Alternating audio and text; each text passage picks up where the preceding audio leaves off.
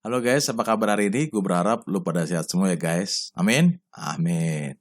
Nah, ngomong-ngomong nih, kalau seputar tentang dialog, pernah nggak kita lihat ada orang melakukan dialog, malah tambah ribut dan tambah rusuh guys.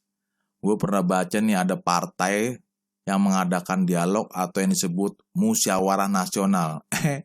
Ujung-ujungnya rusuh.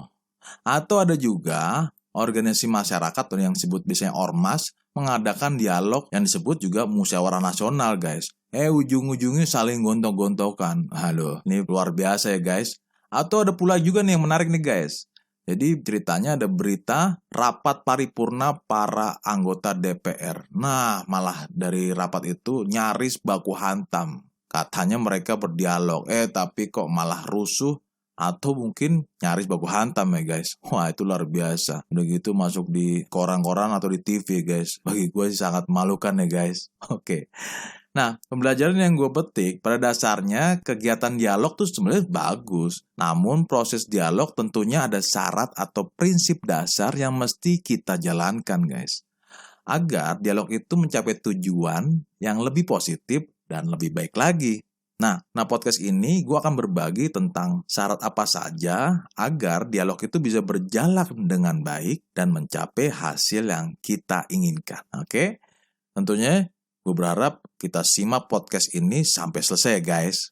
Nah, kalau lo mau ngikutin konten-konten yang lain yang nggak kalah serunya nih, lo bisa follow dengan cara subscribe dan tekan tanda lonceng di video ini atau di podcast ini ya guys. Oke? Tentunya setelah pesan-pesan berikut ini.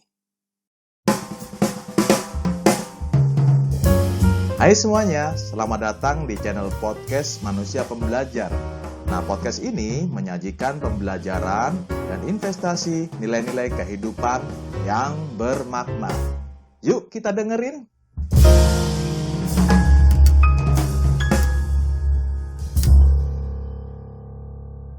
Nah, sebelum gue jelaskan syarat atau aturan dialog agar lebih lancar dan lebih baik, gue akan coba jelaskan tujuan pola pikir dialog itu sendiri ya guys. Menurut gue, proses dialog bukanlah transaksi tawar-menawar guys. Jadi, tujuannya sekali lagi untuk mencapai kesepakatan. Nah, dialog juga bukan sebagai konfrontasi, di mana pihak yang satu mempersoalkan sesuatu dan pihak yang lain justru menuntut dan memberikan pertanggungjawaban.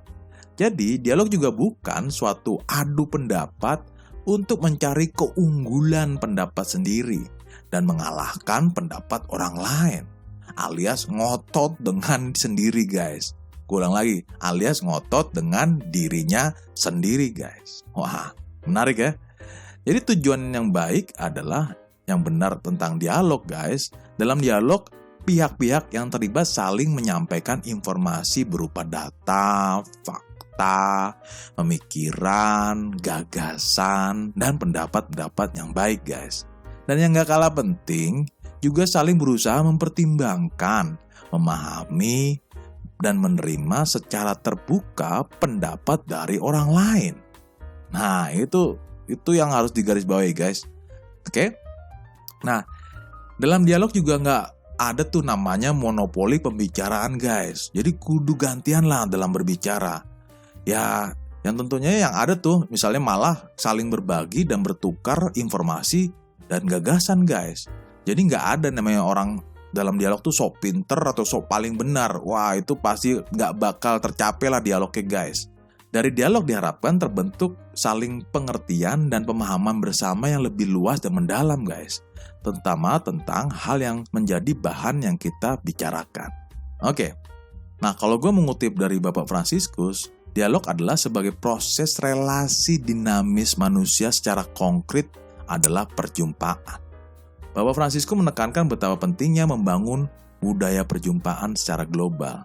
Nah, ini kutipan Bapak Paus Fransiskus tentang dialog ya guys.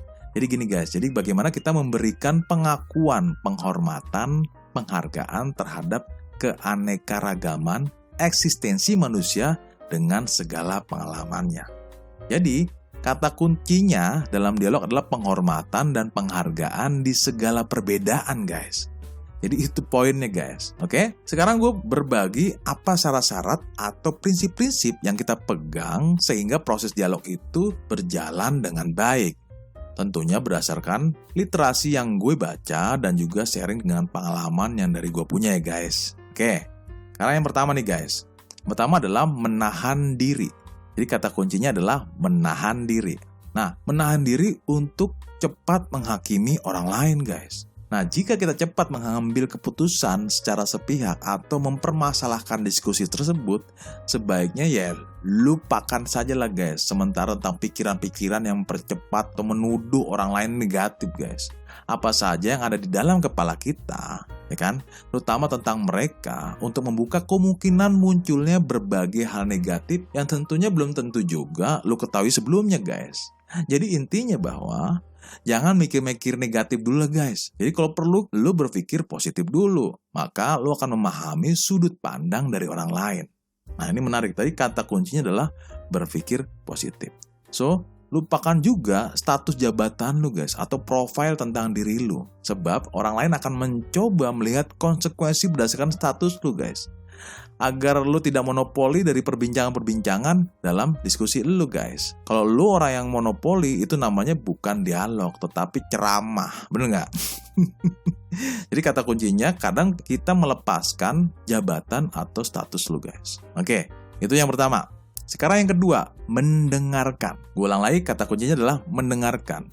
Nah, mendengarkan kunci utama. Kenapa demikian guys? Karena mendengarkan adalah cara untuk mencari tahu pemahaman di belakang semua posisi dan perspektif yang berbeda guys. Proses konfirmasi hal-hal apa yang lu kurang paham guys. Dengan cara mendengar, maka segala persepsi dan informasi akan menjadi lebih jelas dan valid. Nah yang menarik, lu juga gak perlu guys untuk meyakinkan mereka tentang perspektif lu guys. Lu hanya perlu menunjukkan bahwa lu tuh mendengarkan dan punya perhatian terhadap orang itu. Nah tentunya mereka akan terbuka dan merasa nyaman tentang perbedaan itu. Terutama dalam hal keyakinan, tata nilai, serta perasaan yang positif antara lu dan orang itu guys. Itu yang kedua ya. Jadi kata kuncinya mendengarkan.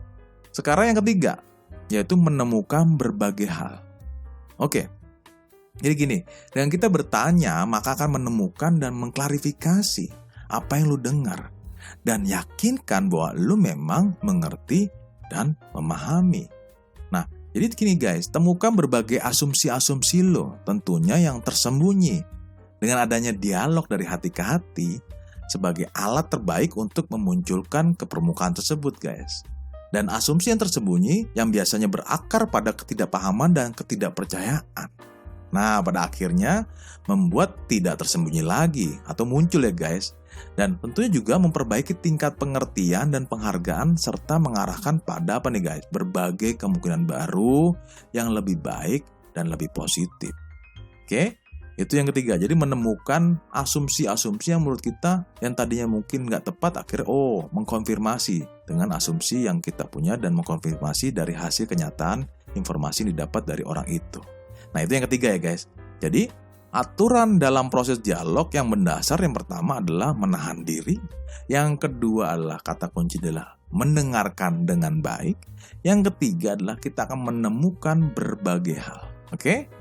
Itu 3 poin. Nah itu sebagai proses kita agar kita berdialog secara baik dan benar. Nah, jika lu mau diskusi atau mau ngobrol-ngobrol seputar dialog dari hati ke hati, lu bisa hubungi tim growing guys. Sehingga gue sebagai temen lu ya berharap tim growing bisa bantu semaksimal mungkin guys. Oke? Nah, lu bisa hubungi tim growing di link di bawah ini yang udah gue tulis di deskripsi ya guys. Oke, itu aja pelajaran buat lu dan gue. Nah, gue ucapkan salam growth mindset Indonesia. Leadership is fun.